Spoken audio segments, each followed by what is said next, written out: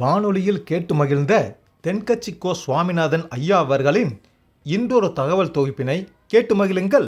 ஒரு நாள் ராமர் அரசவையில் உட்கார்ந்துருக்கிறார். ராமராஜ்யம் நடந்துகிட்டு இருந்த நேரம்.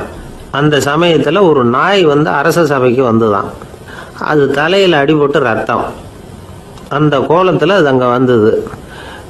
எல்லாரும் ஆச்சரியமாக அதை பார்த்தாங்க. ராமரும் அந்த நாயை பார்த்தார். நீங்கள் வந்த காரியம் என்ன நடந்தது, எதுவாக இருந்தாலும் பயப்படாமல் சொல்லு அப்படின்னார். உடனே அந்த நாய் மெதுவாக சொல்ல ஆரம்பிச்சுதான். ஐயா, நான் தெருவில் போய்கிட்டு இருந்தேன். வழியில் ஒருத்தர் வந்தார். அவர் வேத சாஸ்திரம்லாம் படித்த பெரியவர். அவர் எந்த காரணமும் இல்லாமல் அவர் கையில் வச்சுருந்த குச்சியால் என் தலையில் அடிச்சுட்டார். அதுதான் தலையில் ரத்தம். இதை நீங்கள் விசாரித்து தகுந்த தீர்ப்பு வழங்கணும் அப்படின்னு தான் அந்த நாய். ராமர் பார்த்தார். உடனே தன்னுடைய காவலர்களை அனுப்புனார். அந்த ஆளை எங்கே இருந்தாலும் போய் கொண்டுகிட்டு வாங்க அப்படின்னு விட்டார். காவலர்கள் போனாங்க. அந்த ஆளை பிடிச்சி கொண்டு வந்துட்டாங்க. அரண்மனைக்கு வா அப்படின்னு சொல்லி கூப்பிட்டுட்டு வந்துட்டாங்க. என்ன நடந்ததுன்னு விசாரித்தார் ராமர். அதுக்கு அந்த ஆள் சொன்னார், நான் வீதி வழியாக வந்துக்கிட்டு இருந்தேன். குறுக்க இந்த நாய் வந்தது. நான் அவசரமாக போய்கிட்டு இருந்தேன். இது எனக்கு வழி விடாமல் குறுக்க பூந்து இடைஞ்சல் பண்ணிச்சு. எனக்கு கோபம் வந்துட்டுது. அதனால் அடிச்சுட்டேன். வேத சாஸ்திரம் படித்த நான் என் வசம் இழந்து கோபப்பட்டது பெரிய தப்பு தான். அதை நான் ஒத்துக்கிறேன். குற்றத்தை ஒப்புக்கொள்கிறேன். எனக்கு என்ன தண்டனை கொடுக்கணுமோ அதை கொடுங்க, ஏற்றுக்கிறேன் அப்படின்னு விட்டார். சரி, இப்போ அந்த ஆளுக்கு தண்டனை கொடுக்கணும். என்ன தண்டனை கொடுக்கறது யோசனை பண்ணார் ராமர். அதையும் அந்த நாய்கிட்டே கேட்டார். நீயே சொல்லு, என்ன தண்டனை கொடுக்கலாம் இவருக்கு அப்படின்னார். இதுக்கு அந்த நாய் என்ன சொல்லிச்சு தெரியுமா? இவரை ஏதாவது ஒரு கோயிலுக்கு தர்மகர்த்தாவாக நியமனம் பண்ணி கொடுங்க, அதுதான் இவருக்கு சரியான தண்டனை அப்படின்னது. இதை கேட்டதும் ராமர் முகத்தில் புன்னகை. ஆனால் அங்கே இருந்த மற்றவங்களுக்கெல்லாம் ஆச்சரியம். அது எப்படி, தப்பு செஞ்சவங்களுக்கு தண்டனை கொடுக்கறது தானே நியாயம், அதை விட்டுவிட்டு தர்மகர்த்தா பதவியை கொடுக்க சொல்லுது இந்த நாய் அப்படிங்கிற ஆச்சரியம். இந்த சந்தேகத்தை அந்த நாய்கிட்டே கேட்டாங்க அங்கே இருந்தவங்க. இதுக்கு அந்த நாய் பதில் சொல்லிச்சான். நான் போன பிறவியில் ஒரு கோயிலுக்கு தர்மகர்த்தாவாக இருந்தேன். எவ்வளவோ கவனமாக எச்சரிக்கையாக தான் என்னுடைய கடமைகளை எல்லாம் செஞ்சுக்கிட்டு வந்தேன். அப்படி இருந்தாலும் சில சமயங்களில் என்னையும் மீறி கோயில் செல்வத்தை நான் அனுபவிக்கிறதுக்கு காரணமாயிட்டேன். ஒரு கோவிலுக்கு தர்மகர்த்தாவாக இருக்கிறவங்க எப்படியும் இந்த பாவத்திலேருந்து தப்பிக்கிறது கஷ்டம். அதனால தான் நான் இந்த பிறவியில் நாயாக பிறந்து இப்படி கஷ்டப்படுறேன். இதே நிலைமை இந்த ஆளுக்கும் ஏற்படணும் அப்படிங்கிறதுக்காக தான் அவரையும் ஒரு கோயிலுக்கு தர்மகர்த்தாவை நியமிக்கும்படி கேட்டுக்கிட்டேன் அப்படின்னு தான் இந்த நாய். இதிலேருந்து என்ன தெரியுது? எந்த பதவியில் நாம் இருந்தாலும் நமக்கு தெரியாமல் கூட அதை தவறாக உபயோகப்படுத்தக்கூடாதுங்கிறத இதிலேருந்து புரிஞ்சுக்கணும். இல்லைன்னா அடுத்த பிறவியில் நாயாக பிறந்து எங்கேயாவது போய் வாழை ஆட்டிட்டு நிற்க வேண்டியது தான். கோவில் வாசலில் 2 நாய் பேசிக்கிட்டு இருந்துதான். போன ஜென்மத்தில் நான் மனுஷனாக தான் இருந்தேன். ஒரு கோவில் பூசாரி பேச்சை கேட்டுவிட்டு அவரோட கூட்டு சேர்ந்துக்கிட்டு ஆண்டவன் போட்டிருந்த நகையெல்லாம் அபகரித்து என்கிட்ட கொடுத்தாரு அவர். நான் எடுத்துகிட்டு வந்துட்டேன். திருடினது அந்த ஆள் தான், எடுத்துக்கிட்டு வந்தது தான் நான். இருந்தாலும் நான் மட்டும் நாயாக பிறந்துட்டேன். இப்போ மட்டும் அந்த பூசாரி என்கிட்ட மாட்டினா கடித்து குதறி விடுவேன் அப்படின்னு தான். அவசரப்பட்டு அப்படி செஞ்சுடாதே. பதிலுக்கு அவரும் உன்னை திருப்பி கடித்தாலும் கடிச்சிருவார். ஏன்னா அவரும் இப்போ ஒரு நாயாக தான் பிறந்திருக்கிறார் அப்படின்னு தான். இன்னொன்று, அது எப்படி உனக்கு தெரியும்னு தான். இது நான் தானே அது அப்படின்னு தான் அந்த நாய். ஒருத்தர் ஒரு தவறு செஞ்சு விடுறாருன்னு வச்சுக்கோங்க. உடனே நீ செஞ்சது தவறு அப்படின்னு சொல்கிறது ஒரு வகை. அதுக்கு பதிலாக எது சரின்னு அவர் புரிந்து கொள்ள உதவி செய்கிறது இன்னொரு வகை. இந்த 2வது வகை இருக்குது பாருங்கள், நிர்வாக இயலில் இது ரொம்ப முக்கியம். அலுவலகத்தில் வேலை பார்க்குற ஒருத்தர் முக்கியமாக தெரிஞ்சுக்க வேண்டியது என்ன தெரியுமா? சக ஊழியர்கள்கிட்ட எப்படி பழகணும், மேலதிகாரிகள்கிட்ட எப்படி பழகணும், தனக்கு கீழே வேலை செய்கிறவங்க கிட்ட எப்படி பழகணும், வாடிக்கையாளர்கள்கிட்ட எப்படி பழகணும், இவங்க எல்லார்கிட்டையும் செம்மையான உறவை ஏற்படுத்திக்கிறது எப்படி. இதையெல்லாம் சொல்லிக் கொடுக்குற பாடம் தான் இன்டர் பர்சனல் ஸ்கில், திறமையான உறவு அப்படிங்கிறது. எந்த வேலையில் இருந்தாலும் சரி, இந்த உறவுகளை வளர்க்கும் திறன் உள்ளவங்க சீக்கிரம் முன்னுக்கு வந்துடுறாங்க. மற்றவங்க கிட்ட உறவை பலப்படுத்திக்கிறது எப்படி அப்படின்னு தெரிஞ்சுக்கிட்டோம்னா எந்த ஒரு தடையையும் சுலபமாக தாண்டி செய்கிற தொழிலில் முன்னுக்கு வந்துடலாம். ஹார்வர்டு பல்கலைக்கழகத்தில் ஒரு கணக்கெடுப்பு பண்ணி பார்த்தாங்களாம். பார்க்குற வேலையில் எது மாதிரி குணாதிசயம் உள்ளவங்க வேகமாக முன்னுக்கு வர்றாங்க அப்படின்னு தெரிஞ்சுக்கிறதுக்காக இந்த கணக்கெடுப்பு. வெவ்வேறு துறையில் வேகமாக முன்னுக்கு வந்திருக்கிற பல பேரை சந்தித்து இந்த சர்வேயை நடத்தியிருக்கிறாங்க. அவங்க கண்டுபிடிச்சி சொல்லியிருக்கிற உண்மை என்ன தெரியுமா? ஒருத்தர் ஒரு வேலையில் இருந்தால் அது சம்பந்தப்பட்ட சப்ஜெக்ட் பற்றிய அறிவு 35% இருந்தால் போதுமா. ஆனால் உறவுகளை வளர்க்கக்கூடிய திறன், இன்டர் பர்சனல் ஸ்கில்லு 65% வேணும். இப்படி உள்ளவங்க சீக்கிரம் முன்னுக்கு வந்துடுறாங்களாம். அதனால் ஒருத்தருக்கு வேலை சரியாக புரியலைன்னா கூட விவரமாக மற்றவங்க கிட்ட பழகிறது எப்படின்னு புரிஞ்சால் போதும், அவர் முன்னுக்கு வந்துடலாம். அலுவலகங்களில் மட்டும் இல்லை, எல்லா இடங்கள்லையும் இது ரொம்ப முக்கியம். வீட்டுக்குள்ளேயும் இது ரொம்ப முக்கியம், வீட்டுக்கு வெளியேயும் இது முக்கியம். அடுத்தவங்க கிட்ட பழகிறது எப்படிங்கிறத தெரிஞ்சிக்காதவன் வாழ்க்கையில் முன்னேற முடியாது. இன்னைக்கு ஆயுதங்களால் காயப்படுத்தி கொள்ளுகிறவர்களை விட வார்த்தைகளால் காயப்படுத்தி கொள்ளுகிறவர்கள் தான் அதிகம். பெரியவங்க என்ன சொல்கிறாங்க தெரியுமா? நீங்கள் இந்த பூமியில் பிறந்ததன் அர்த்தம் பூர்த்தி ஆகணும்னா அடுத்தவங்களுக்கு உதவி பண்ணுங்க. அடுத்தவங்களுக்கு உதவி செய்ய முடியாவிட்டால் கூட பரவாயில்லை, ஆனால் யாரையும் புண்படுத்தி விடாதீங்க அப்படின்னு சொல்கிறாங்க. எனக்கு தெரிஞ்ச ஒருத்தர் ஒரு அலுவலகத்தில் வேலை பார்க்குறார். அவர் சொல்லுவார், எனக்கு இந்த இன்டர் பர்சனல் ஸ்கில் ரொம்ப அதிகம் சார். சக ஊழியர்கள்கிட்ட ரொம்ப சுமூகமாக நடந்துக்குவேன்.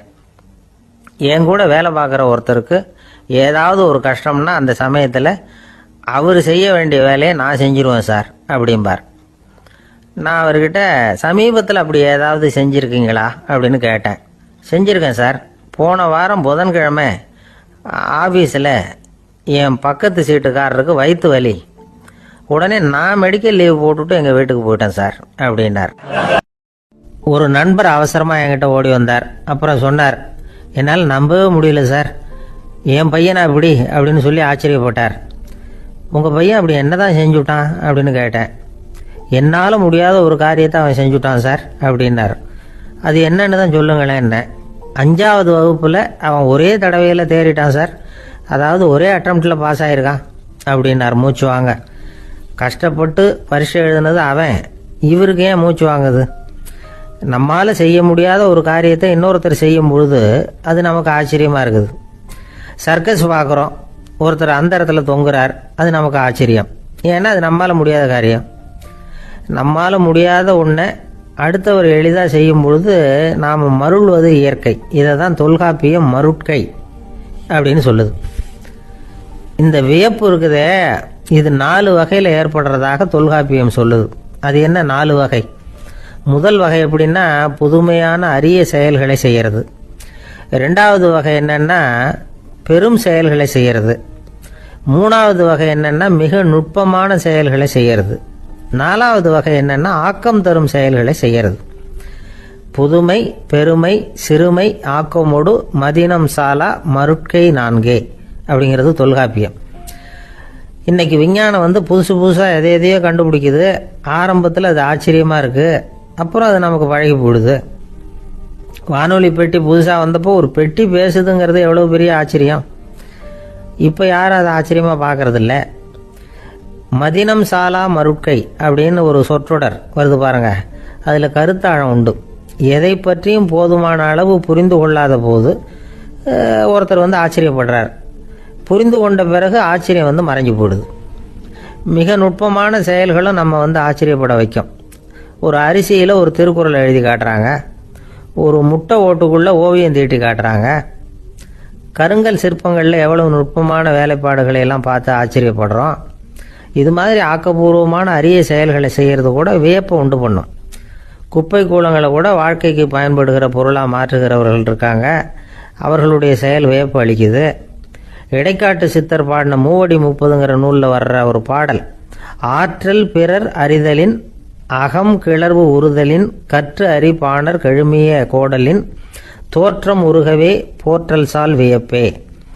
ஒருத்தருடைய ஆற்றல் தெரியாமல் இருந்தது, அவருடைய அரிய செயலை பார்க்கும் பொழுது வியப்பாக இருந்தது, மனசுக்குள்ள கிளர்ச்சி. பாவலர்கள் இவர்களுடைய புகழை பாடி மற்றவர்களும் தெரிந்து கொள்ளுமாறு செய்கிறார்கள் அப்படிங்கிறது தான் ஒரு யதார்த்தமான உண்மை.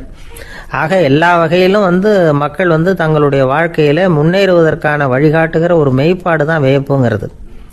இந்த காலத்தில் நம்ம எப்படியெல்லாம் ஆச்சரியப்பட வைக்கிறாங்க.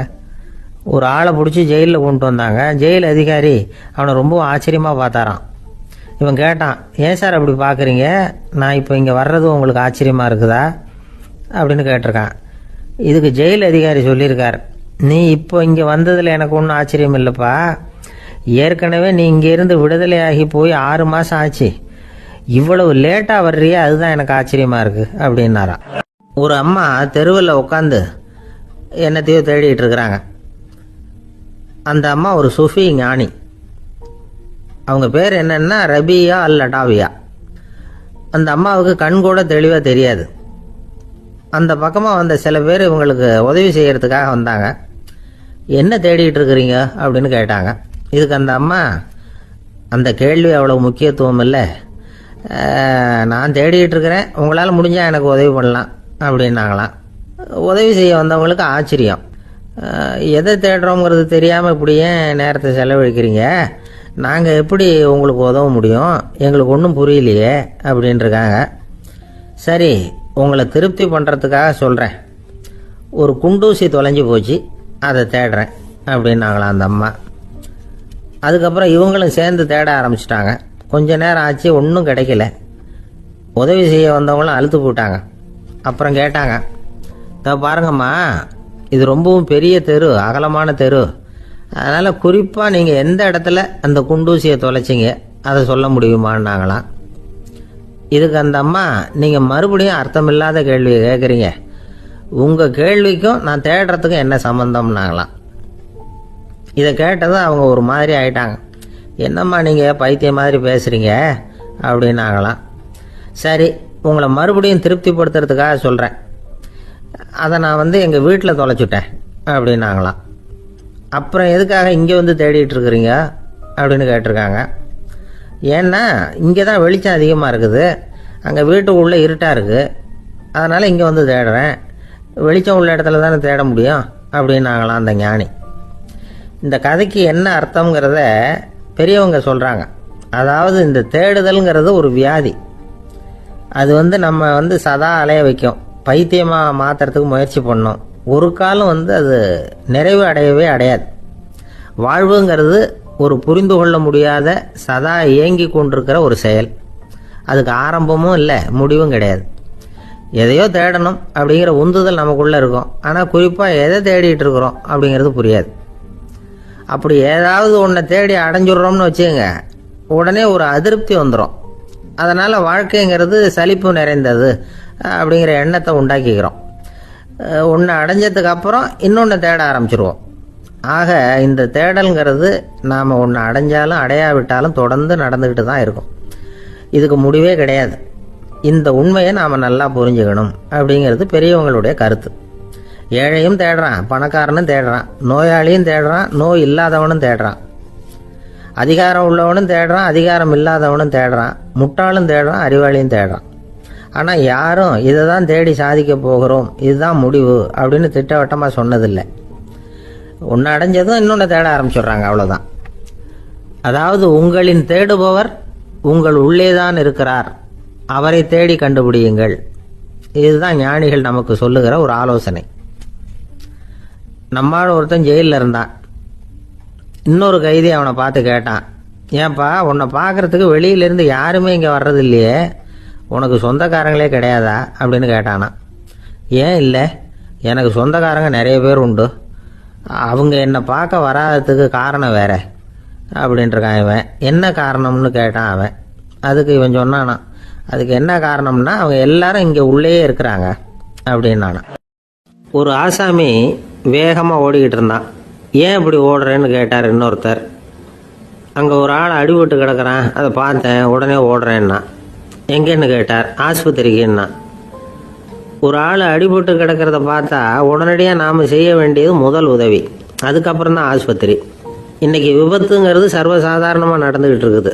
வாகன விபத்து, வெடிகுண்டு விபத்து, தீ விபத்து, கட்டடம் சரியறது, பூகம்பம், இப்படி நிறைய நடக்குது. ஒரு விபத்தை பார்த்துட்டா நம்மளில் பல பேர் நமக்கு என்னத்துக்கு வம்புன்னு ஒதுங்கி போயிடுறதும் உண்டு. சில பேர் துணிஞ்சு கிட்ட போய் உதவி செய்கிறதும் உண்டு. அப்படி உதவி செய்ய நினைக்கிறவங்களுக்கு உபயோகப்படுற தகவல் இது. விபத்தில் காயமடைஞ்சவங்களை 3 பிரிவாக பிரிக்கலாமா. முதல் வகை கொஞ்சம் சீரியஸானது, உயிருக்கு உடனே ஆபத்து தரக்கூடியது. மூளை காயம், முகம், கழுத்து காயங்கள், இருதயம், நுரையீரல் காயங்கள், வயத்தில் உள்ளுறுப்பு காயங்கள், அதிகப்படியான இரத்தப்போக்கு, இதனால எல்லாம் பாதிக்கப்பட்டிருந்தால் அது முதல் வகை அப்படின்னு நாமளே மனசுக்குள்ளே முடிவு பண்ணிக்கணும். இவங்களுக்கெல்லாம் உடனடியாக முதல் உதவி கொடுக்கணும். தாமதப்படுத்தாமல் ஆஸ்பத்திரிக்கு கொண்டுகிட்டு போயிடணும். இப்படி கொஞ்சம் எச்சரிக்கையாக நடந்துக்கிட்டால் அவங்களில் பல பேரை காப்பாற்றி போடலாம். 2வது வகை எப்படின்னா, முதல் உதவி விரைவாக கிடைச்சா உயிர் பிழைக்கக்கூடிய மார்பு காயங்கள், கைகால் எலும்பு முறிவு, இடுப்பு முதுகெலும்பு காயம், சீரான இரத்த சேதம், இப்படிப்பட்டவங்களை 2வது வகையாக பிரிக்கணும். ஆபத்து இல்லாத சிராய்ப்புகள், சிறு காயங்கள், இரத்த உறைவுகள், இதனால் பாதிக்கப்படுறவங்க 3வது வகை. ஒருத்தர் தலையில் அடிபட்டு நினைவு விழுந்துட்டாருன்னு வச்சுங்க, அவருக்கு வாந்தி வர்றதுனால புறையேறி மூச்சு அடைப்பு உண்டாகும். இப்படி ஆகாமல் இருக்கிறதுக்காக தலையை ஒரு பக்கமாக சாய்ச்சி வைக்கலாம். நாடி துடிப்பையும் இதய துடிப்பையும் தொட்டு பார்க்கணும். அது குறைஞ்சிருந்தாலும் சரி, நின்று இருந்தாலும் சரி, அவர் மார்பை நிமிஷத்துக்கு 80 தடவை உள்ளங்கையால் அழுத்தி இதய துடிப்பை மீட்கிறதுக்கு உதவி பண்ணணும். கழுத்தில் காயம்பட்டாலும் ஆபத்து அதிகம். கழுத்துக்கு அடியில் ஒரு துண்டை மடித்து வைக்கலாம். 2 பக்கமும் சின்ன தலையணை அல்லது துணி மடிப்புகளை வச்சு கழுத்தை அதிகமாக அசையாமல் பார்த்துக்கலாம். முதுகெலும்பு முறிஞ்சிருக்குமோ அப்படிங்கிற சந்தேகம் இருந்ததுன்னா அவரை அதிகமாக அசைய விடக்கூடாது. அதிகமாக அசைஞ்சால் தண்டு இடத்துல பாதிப்பு ஏற்பட்டு கைகால் விளங்காமல் போயிடும். அவரை ஒரு கனமான போர்வை இல்லைன்னா பாயில் படுக்க வச்சு 4 பேர் மெதுவாக தூக்கி மருத்துவ உதவிக்கு அனுப்பி வைக்கலாம். கையெலும்பு முறிஞ்சிருந்தால் முறிஞ்ச பாகத்தை உடம்போடு சேர்த்து அசையாமல் கட்டி போடலாம். கால் எலும்பு முறிஞ்சிருந்தால் மற்ற காலோடு சேர்த்து கட்டி போடலாம். முறிஞ்ச பாகம் தொங்காமல் பார்த்துக்கணும். அப்போ தான் வீக்கம் உண்டாகாமல் இருக்கும். வெட்டு காயம், குண்டடிப்பட்ட காயம், இதிலெல்லாம் ரத்தப்போக்கு அதிகமாக இருக்கும். ரத்தம் வெளியேற ஆபத்து அதிகம். சுத்தமான துணியை பல மடிப்புகளை மடித்து காயத்தின் மேலே வச்சு அழுத்தமாக ஒரு 10 நிமிஷம் பிடிச்சிக்கணும். ரத்தம் நின்ன உடனே காயத்துக்கு கட்டு போடலாம். சில சமயம் காயம்பட்ட பாகத்தை உயரமாக தூக்கி பிடிச்சிக்கிட்டா தான் ரத்த கசிவு நிற்கும். இந்த விவரங்களையெல்லாம் கொஞ்சம் மனசில் வாங்கி வச்சுக்கிட்டோம்னா சமயத்தில் உதவும். ஏன்னா இந்த காலத்தில் விபத்து எந்த ரூபத்தில் எப்போ வரும்னு யூகிக்கவே முடியல. நண்பர் ஒருத்தர் சொன்னார், நேற்றுக்கு பாருங்கள் சார், என் கண்ணு முன்னாடியே ஒரு சின்ன விபத்து நடந்ததுன்னார். என்னன்னு விசாரித்தோம். ஒரு பஸ்ஸில் வந்துக்கிட்டு இருந்தேன். அந்த பஸ்ஸில் பின்பக்கம் படி ஓரமாக நின்றுக்கிட்டு இருந்த ஒருத்தர் ரோட்டில் விழுந்துட்டார். டிரைவர் அதை கவனிக்கலை, நிறுத்தாமல் அவர் பாட்டுக்கு போகிறாருனார். கண்டக்டர் உடனே விசில் கொடுத்து பஸ்ஸை நிறுத்த வேண்டியது தானே அப்படின்னோம். அதுதான் சார் முடியாமல் போச்சுன்னார் அவர். ஏன்னு கேட்டாங்க. தவறி கீழே விழுந்ததே அந்த கண்டக்டர் தான் சார் அப்படிங்கிறார். ஒரு சீன தேசத்து அரசர் இருந்தார். அவருக்கு வயசாயிட்டுது. அவருக்கு அடுத்தபடியாக அவருடைய புள்ள பட்டத்துக்கு வரணும், ஆட்சி பொறுப்பை ஏற்றுக்கணும். ஒரு நல்ல தலைவனுக்கு இருக்க வேண்டிய பண்புகள்லாம் தன்னுடைய மகனுக்கு இருக்கணும்னு விரும்பினார் அந்த அரசர். அதனால் இளவரசனை பக்கத்தில் இருந்த ஒரு குரு கிட்ட அனுப்புனார். இளவரசன் அவர்கிட்ட போய் சேர்ந்தான். அந்த குரு என்ன பண்ணார் தெரியுமா? இவனை பார்த்து சொன்னார், இதை பாருப்பா, நீ என்ன பண்ணுற, இப்போவே பக்கத்தில் இருக்கிற காட்டுக்கு போ, நடு காட்டில் போய் ஒரு இடத்துல உட்காந்துக்கோ. அங்கே என்னென்ன சத்தம்லாம் உன் காதில் விழுதுன்னு கவனித்து கேளு. உன் காதில் விழுந்த ஓசைகள் என்னென்னங்கிறத என்கிட்ட சொல்லு, அதுதான் எனக்கு தெரியணும், உனக்கு வேலையும் அதுதான் அப்படின்னு சொல்லி அனுப்பி வச்சுட்டார். இளவரசன் காட்டுக்கு போனான். குரு சொன்னபடியே ஒரு இடத்துல உட்காந்து கவனித்து கேட்டான். அதுக்கப்புறம் குருக்கிட்ட திரும்பி வந்தான். என்னென்ன சத்தம்லாம் கேட்ட அப்படின்னு கேட்டார் குரு. குருவே, காட்டில் நான் பறவைகள் சத்தம்லாம் கேட்டேன், மிருகங்களின் ஓசையையும் கேட்டேன், இதை தவிர இடி, மின்னல், மழை இதுகளோட சத்தத்தையும் கேட்டேன் அப்படின்னா. குரு யோசனை பண்ணார், நீ இன்னமும் சரியாக கேட்கல, அதனால் மறுபடியும் காட்டுக்கு போ, கொஞ்ச நாள் தங்கியிருந்து கேட்டுட்டு வா அப்படின்னார். இளவரசனுக்கு ஒன்றும் புரியல. இருந்தாலும் குருவின் கட்டளையாச்சே, மறுக்க முடியுமா? உடனே அவன் மறுபடியும் காட்டுக்கு போனான். ஒரு இடத்துல உட்காந்தான். கொஞ்ச நேரம் உன்னிப்பாக கவனித்து கேட்டான். சில நாள் கழித்து குருக்கிட்ட திரும்பி வந்தான். குருவே, இந்த தடவை சில துல்லியமான சத்தங்களை எல்லாம் கேட்டான். தேனி பறக்கிற சத்தம், நீரோடையின் மெல்லிய ஓசை, இதெல்லாம் கேட்டேன்னா. குரு சிரித்தார். நீ மறுபடியும் காட்டுக்கு போ, இன்னும் சில நாள் அங்கே இரு, முழுமையாக கவனமாக கேட்டுக்கிட்டு வா அப்படின்னு சொல்லி அனுப்பி வச்சுட்டார். இளவரசனுக்கு குழப்பம் அதிகமாயிட்டுது. ஒன்றுமே புரியல. மறுபடியும் காட்டுக்கு போனான். மௌனமாக ஒரு இடத்துல உட்காந்துட்டான். அப்படியே தியானத்தில் ஆழ்ந்துட்டான். சில நாளில் அவனுக்கு இதுவரை கேட்காத ஓசைகள்லாம் கேட்க ஆரம்பிச்சிட்டுது. இதைத்தான் நான் கேட்கணும்னு என்னுடைய குரு எதிர்பார்த்துருக்கிறாருங்கிறத புரிஞ்சுக்கிட்டான். உடனே குரு கிட்ட ஓடனான். குருவே, இந்த தடவை காதுகளுக்கு கேட்க முடியாத சில ஓசைகளை கூட என்னால் உணர முடிஞ்சுது. பூ மலருகிற ஓசை, சூரியனால் பூமி சூடாகிறப்போ எழுகிற ஓசை, காலை பனித்துளி இந்த புல்லுலாம் குடிக்கிற ஓசை, இது எல்லாம் என்னால் நல்லா கேட்க முடிஞ்சுது அப்படின்னா. குருவுக்கு இப்போ தான் திருப்தி ஏற்பட்டு தான் இளவரசனை பார்த்து சொன்னார், இதை பாருப்பா, இப்போ தான் நாட்டை ஆளுகிற தகுதி உனக்கு வந்திருக்குது அப்படின்னு சொல்லி அதுக்கு விளக்கமும் கொடுத்தாராம். எந்த அரசன் தன்னுடைய மக்களின் இதயம் பேசுகிற மௌன மொழியை, மௌன வார்த்தைகளை கேட்குறானோ அவன் தான் ஆள தகுதி உள்ளவன். எந்த அரசன் தன்னுடைய மக்களின் உணர்ச்சிகளை உண்மையாக உணர்றானோ அவன் தான் முதன்மையான அரசன். போலி வார்த்தைகளை மட்டும் கேட்டுட்டு பல மௌன ராகங்களை காதில் வாங்கிக்காதவன் அரசனே இல்லை. எந்த நாட்டில் எப்போ ஒரு அரசன் தன்னுடைய மக்களின் உணர்ச்சிகளை கேட்க மறுக்கிறானோ அன்னையிலேருந்தே அந்த நாடு அழிய தொடங்குது அப்படின்னு அர்த்தம். இதுதான் அந்த குரு இளவரசனுக்கு போதிச்சது. வாயால் பேசுகிறத மட்டும் கேட்டு ஏமாறக்கூடாது, உணர்ச்சிகளையும் கேட்கறதுல தான் மனப்பக்குவம் உண்டாகும். மக்கள் உணர்ச்சிகளை புரிந்து கொள்ளாத அரசர்கள் நீடிச்சிருக்க முடியாது. அது மாதிரி நாடுகளில் அடிக்கடி குழப்பம் தான் உண்டாகும். அப்படி இருந்தால் அடிக்கடி ஆட்சி மாறிக்கிட்டு இருக்கும். அப்படிப்பட்ட ஒரு தேசம், அங்கே ஒரு சிறைச்சாலையில் 3 கைதிகள் பேசிக்கிட்டு இருந்தாங்க. ஒருத்தன் சொன்னான், நான் இந்த நாட்டு ராஜாவை எதிர்த்து பேசிக்கிட்டு இருந்தேன், அதனால் என்னை பிடிச்சி கொண்டாந்து இங்கே போட்டுட்டாங்க அப்படின்னா ஒருத்தன். இன்னொருத்தன் சொன்னான், நான் இந்த நாட்டு ராஜாவை ஆதரித்து பேசிக்கிட்டு இருந்தேன், அதனால் என்னை பிடிச்சி கொண்டாந்து இங்கே தள்ளிவிட்டாங்க அப்படின்னா. அது சரி, நீ என்ன தப்பு பண்ண அப்படின்னு சொல்லி 3வது ஆளை பார்த்து இவங்க கேட்டாங்க. அதுக்கு அந்த ஆள் சொல்கிறான், நான் தான் இந்த நாட்டு ராஜா அப்படின்னா. கணவன் மனைவி அன்பா இருக்கணும், ஒருத்தர் நல்லா புரிஞ்சுக்கணும், விட்டு கொடுக்குற மனப்பான்மை வேணும். அதுதான் ஒரு நல்ல குடும்பம். இன்னைக்கு பல குடும்பங்களில் அர்த்தமில்லாத சண்டைகள் தான் அதிகம். கிராமப்புறங்களில் வேடிக்கையாக ஒரு கதை சொல்லுவாங்க. ஒரு ஊரில் ஒரு ஆள் இருந்தான், வேலை வெட்டி இல்லாமல் சும்மாவே இருந்தான். அவனுக்கு கல்யாணம் பண்ணி வச்சாங்களாம். மனைவி சேர்ந்தா, சும்மாவே உட்காந்துருக்கிறியே, ஏதாவது சம்பாதிக்கிற வழியை பாரு அப்படின்ட்டு இருக்கா. அதுக்கு தான் யோசனை பண்ணிகிட்டு இருக்கிறேன், ஒரு அருமையான ஐடியா அப்படின்னானா. என்ன அது சொல்லு அப்படின்ட்டு இருக்கா. அவன் ஒரு ஆட்டுக்குட்டி வாங்க போகிறேன்னு இருக்கான். அதை வாங்கி என்ன பண்ண போகிறேன்னா, அந்த குட்டி வளரும், பெருசாகும், அதுக்கப்புறம் அது நிறைய குட்டி போடும் அப்படின்ட்டுருக்கான். சரி, அப்புறம் என்ன, அதையெல்லாம் சந்தையில் கொண்டுட்டு போய் விற்றுவிட்டு அந்த காசுக்கு ஒரு எருவு மாடு வாங்கலாம். சரி, அது எதுக்கு?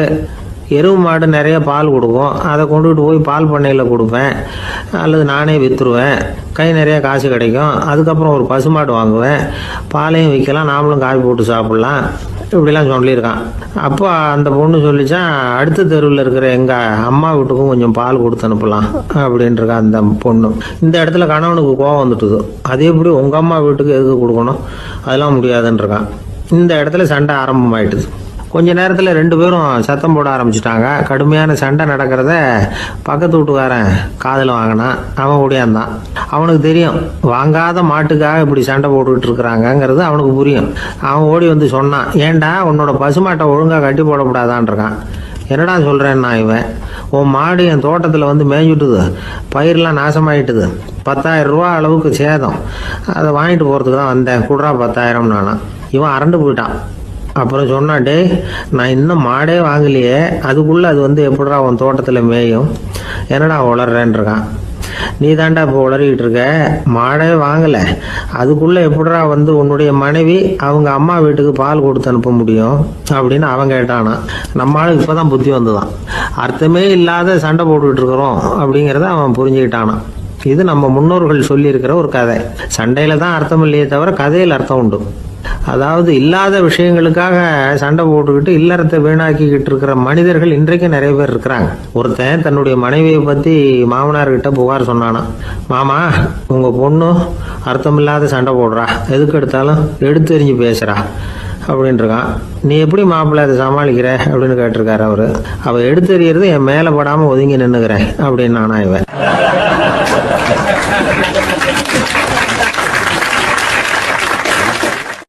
இந்த காலத்துக்குள்ள ஒருத்தன் தன்னோட அப்பாவை பார்த்து சொன்னான், அப்பா, நான் உனக்கு உதவி செய்யலாம்னு நினைக்கிறேன், என்ன உதவி செய்யணும்னு சொல்லு அப்படின்னா. நீ சும்மா இருந்தால் அதுவே எனக்கு செய்கிற பெரிய உதவிடா அப்படின்னார் அப்பா. சும்மா இருக்கிறதும் ஒரு உதவி தான், அது மாதிரி மௌனமும் ஒரு சமூக சேவை தான் அப்படிங்கிறார் காஞ்சி பெரியவர். நமக்கு 5 புலன்கள் இருக்குது, மெய், வாய், கண், மூக்கு, செவி. இந்த 5லேயும் அதிகப்படியான வேலை எதுக்குன்னு நினைக்கிறீங்க? வாய்க்கு தான். ஏன்னா அதுக்கு ரெண்டு வேலை. இப்போ கண்ணுக்கு பார்க்குறது மட்டும்தான் வேலை, காதுக்கு கேட்குறது மட்டும்தான் வேலை, மூக்குக்கு வாசனை அறியறது தான் வேலை, உடம்புக்கு உணர்றது மட்டும்தான் வேலை. ஆனால் வாய் அப்படி இல்லை, அதுக்கு ரெண்டு வேலை. சாப்பிட்றதும் அதுதான், பேசுகிறதும் அதுதான். அதாவது வாய் ஒன்று தான் கர்மேந்திரியமாகவும் இருக்குது, ஞானேந்திரியமாகவும் இருக்குது அப்படின்னு சொல்லுவாங்க. சாப்பாட்டில் உட்காந்தா எந்தெந்த ஆகாரம் என்னென்ன ருசின்னு அறிவிக்கிற வேலையும் செய்யுது. சபையில் உட்காந்தா பாடுறது, பேசுறது, சிரிக்கிறது, இது மாதிரியான வேலையும் செய்யுது. இன்னொரு வித்தியாசம், கண்ணு காது மூக்கெல்லாம் ஸ்ட்ரெயின் பண்ணிட்டு வேலை செய்கிறதில்ல. ஒரு ரோஜா பூ பார்த்தா உடனே மூக்கு அப்படியும் இப்படியும் அசைய ஆரம்பிக்கிறதில்ல. ஒரு சங்கீதத்தை கேட்ட உடனே காது ஆட ஆரம்பிக்காது. ஆனால் வாய் அப்படி இல்லை, அது பேசினாலும் சரி சாப்பிட்டாலும் சரி அசைஞ்சு தான் ஆகணும். ஆக மற்றதை விட வாய்க்கு வேலை ஜாஸ்தின்னு தெரியுது. சாப்பிட்றது, பேசுறது அப்படின்னு ரெண்டு காரியம் அதுக்கு. இப்படி ரெண்டு காரியம் இருக்கிறதுனால அது ரெண்டையும் பாதியாக குறைச்சிக்கணுங்கிறது கடவுள் அபிப்பிராயமாக இருக்கணும் அப்படிங்கிறார் காஞ்சி பெரியவர். ஆனால் இப்போ நாம் அப்படியே நடந்துக்கிறோம், அதுக்கு நேர்மாறாக நடந்துக்கிறோம்.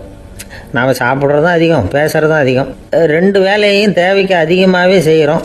வாய் தான் ரொம்ப ஓவர் ஒர்க்குடு. அதுக்கு ஓய்வு கொடுத்தா உடம்பும் நல்லாயிருக்கும், உலகமும் நல்லாயிருக்கும். மௌன விரதம் இருக்கிறதெல்லாம் எதுக்காக நினைக்கிறீங்க? இதுக்காக தான். இந்த காலத்தில் மௌனமாக இருக்கிறவங்கெல்லாம் மகத்தான தொண்டு செய்கிறாங்க அப்படின்னு தான் சொல்லணும். சத்தம் அதிகமாக போய் தான் சவுண்டு பொல்யூஷன் வருது. அது மட்டும் இல்லை, மௌனமாக இருந்தால் சண்டை சச்சரவே வராது. மௌனம் கலக நாஸ்தி. ஆக இதுவும் ஒரு சமூக சேவை தான். நமக்கு தான் வாய் இருக்குதுங்கிறதுக்காக வசமாக சாப்பிட்றதும் தப்பு, வளவளன்னு பேசுகிறதும் தப்பு. ஒரு கருத்தை சொல்கிறதுக்கு ஒரே ஒரு சொல்லு போதும் அப்படின்னு இருக்கும்பொழுது ரெண்டு சொற்களை செலவு பண்ணாதே. எவ்வளவு சொன்னாலும் அதனால் ஒரு பயனும் விளையாது அப்படின்னு தெரிய வருமேயானால் அந்த ஒரு சொல்லையும் விரயம் பண்ணாதே அப்படிங்கிறார் ஒரு அறிஞர். எல்லா குணங்கள்லேயும் மௌனம்தான் சிறந்தது அப்படிங்கிறார் ஒருத்தர். மௌனமாக இருக்கிறது மூலமாக மற்றவர்கள் குறைகளை நம்மளால் தெரிஞ்சிக்க முடியும். அதே சமயத்தில் நம்மக்கிட்ட இருக்கிற குறைகளை மற்றவங்களுக்கு தெரியாமல் மறைச்சிக்கவும் முடியுங்கிறார் அவர். உண்மைதானே? ஒரு பெரிய மேடை பேச்சாளர், பொது வாழ்க்கையில் 25 வருஷ காலமாக ஈடுபட்டிருக்கிறவர். அவர் மனைவி ஒரு நாள் சொன்னாங்க, எங்கள் வீட்டுக்காரர் 25 வருஷ காலமாக பொது வாழ்வில் ஈடுபட்டிருந்தா கூட இந்த மாதம் 10ஆம் தேதியிலேருந்து தான் மக்களுக்கு சேவை செய்ய ஆரம்பிச்சிருக்கார் அப்படின்னு நாங்கள் ரொம்ப பெருமையாக. 10ஆம் தேதிக்கு அப்படி என்ன விசேஷம் அப்படின்னு கேட்டோம். அன்னையிலேருந்து தான் அவர் மேடையில் பேசுகிறத நிறுத்தினார் அப்படின்னாங்க அந்த அம்மா. ஒரு நண்பர், அவர்கிட்ட பேசிக்கிட்டு இருந்தேன். மனித உறவுகள் பற்றி அவர் சொல்லிகிட்டு இருந்தார். அமெரிக்காவில் தந்தை மகன் உறவு எப்படி இருக்குது அப்படிங்கிறத விளக்கிறதுக்கு அவர் ஒரு கதையை சொன்னார். ஒரு அப்பா பகல் பூராவும் அலுவலகத்தில் வேலை, ஓடி ஆடி உழைச்சிக்கிட்டு களைச்சி போய் ராத்திரி 10 மணிக்கு மேலே வீடு திரும்பினான். வீட்டு வாசலில் அவரோட மகன் காத்துக்கிட்டு இருக்கிறான், இன்னமும் தூங்கலை. அப்பா வாசல்லையே தடுத்து நிறுத்தி, அப்பா உனக்கு சம்பளம் எவ்வளவு அப்படின்னு கேட்குறான். ஏற்கனவே ஆஃபீஸ் பிரச்சனைகளால் அழுத்து போய் திரும்புகிற அப்பாவுக்கு கோவம் வந்துடுது. என்னடா இப்படிலாம் கேளுன்னு உங்கள் அம்மா உனக்கு சொல்லி கொடுத்தாளா அப்படின்னு சொல்லிவிட்டு உள்ளே போய் சட்டையை கட்டி மாட்டி விட்டு குளிச்சு விட்டு மறுபடியும் வெளியில் உடையை மாற்றுகிற சமயம் அப்போ மறுபடியும் மகன் உள்ளே நிற்கிறான் அவர் முன்னாடியே. அப்பா உனக்கு எவ்வளவு சம்பளங்கிறான் மறுபடியும். அப்பாவுக்கு எரிச்சல் அதிகமாகிட்டுது. மணிக்கு $20 போதுமா அப்படின்னார். அப்படின்னா எனக்கு ஒரு $10 தர முடியுமான்னா மகன். இதுக்கு தான் என் சம்பளம் எவ்வளவுன்னு கேட்டியா? 2ஆம் வகுப்பு படிக்கிற உனக்கு எதுக்குடா $10 அப்படின்னு கத்திவிட்டு தொலைக்காட்சி பெட்டியின் முன்னாடி போய் உட்காந்துக்கிட்டு ஏதோ நிகழ்ச்சியை பார்க்க ஆரம்பிச்சிட்டார். கொஞ்ச நேரம் கழித்து மறுபடியும் மகன் நிற்கிறான். அப்பா ப்ளீஸ் எனக்கு ஒரு $10 கொடுக்க முடியுமா? மகனுடைய கண்களில் கண்ணீர். என்னடா அவன் கண்ணீரை காட்டி காரியம் சாதிக்கலாம்னு பார்க்குறியா? ஒரு காசு கூட கொடுக்க மாட்டான் போ அப்படின்னு விரட்டி விட்டான். மகன் கண்ணீரை தொடச்சிக்கிட்டே கண்ணை தொடச்சிக்கிட்டு பேசாமல் போய் படுத்துக்கிட்டானா. கொஞ்ச நேரம் ஆச்சு. அப்பாவோட கோபம் கொஞ்சம் கொஞ்சமாக குறைஞ்சிது. பிள்ளைகிட்ட கோபமாக கத்துனது தப்பு தாங்கிறது புரிஞ்சுது அவனுக்கு. எழுந்திரிச்சு போனான், படுக்கை இறக்கி போனான். மகனை பார்த்தான். அவன் தலையணையை கட்டி பிடிச்சிக்கிட்டு அழுதுகிட்டு இருக்கிறான். அவனை மெல்ல நெருங்கி அவங்ககிட்ட எதமாக பேசுகிறதுக்கு ஆரம்பித்தானான். எதுக்குடா உனக்கு $10 பள்ளிக்கூடத்தில் கேட்டாங்களா அப்படின்னு கேட்டானா. மகன் சொல்லியிருக்கான், இல்லை டாடி, உனக்கு 1 மணி நேரம் சம்பளம் $20ன்னு சொன்னேன். நீ ஏற்கனவே எனக்கு கொடுத்த பாக்கெட் மணி $10 என்கிட்ட இருக்குது. இப்போ நீ இன்னொரு $10 கொடுத்தீங்கன்னா அதையும் சேர்த்து $20 ஆகிடும். அந்த $20 நான் உனக்கு கொடுத்துருவேன். அப்படி கொடுத்தா நீ என் கூட 1 மணி நேரம் செலவழிப்ப இல்லையா அதுக்காக தான் $10 கேட்டேன் அப்படின்னு சொன்னானான். அந்த அப்பா கண்ணு கலங்கி போச்சான். ஆதரவோடு தன்னுடைய மகனை கட்டி பிடிச்சி அழ ஆரம்பிச்சிட்டாராம். இதுதான் நண்பர் சொன்ன கதை. அமெரிக்கா மட்டும் இல்லை, உலகம் பூராவும் இன்றைக்கி மனித உறவுகள் இப்படி தான் மாறிக்கிட்டு இருக்கு. பெரியவர்கள் அறிவுரை என்ன தெரியுமா? உங்கள் குழந்தைகளிடமிருந்து குழந்தை பருவத்தை பிரித்து விடாதீர்கள் அப்படிங்கிறது தான். அதாவது இன்றைய குழந்தைகள் தங்கள் பிருந்தாவனத்தை இழந்து விடுகிறார்கள் அப்படிங்கிறது அவங்களுடைய கருத்து. இந்த நிலைக்கு நாம் காரணமாக இருந்துடக்கூடாது. குழந்தைகளோட விளையாடுவோம், குடும்பத்தோடு உறவாடுவோம் அப்படிங்கிறது தான் நம்முடைய நோக்கமாக இருக்கணும். இன்றைய உறவு முறைக்கு இன்னொரு உதாரணம் சொல்லுவாங்க. ஒருத்தர் வந்தாராம், அவர் பக்கத்தில் ஒரு சின்ன பையன். நாம் அவரை விசாரிக்கிறோம், யார் இந்த பையன் அப்படின்னா அவர் சொல்கிறார், இவன் எனக்கு தூரத்து உறவு அப்படின்னாராம். இந்த தூரத்து உறவுன்னா எப்படின்னு இருக்கான். இதுக்கு அவன் சொல்லியிருக்கிறான், இவன் எங்கள் அப்பாவுக்கு 8வது புள்ள அப்படின்னானான்.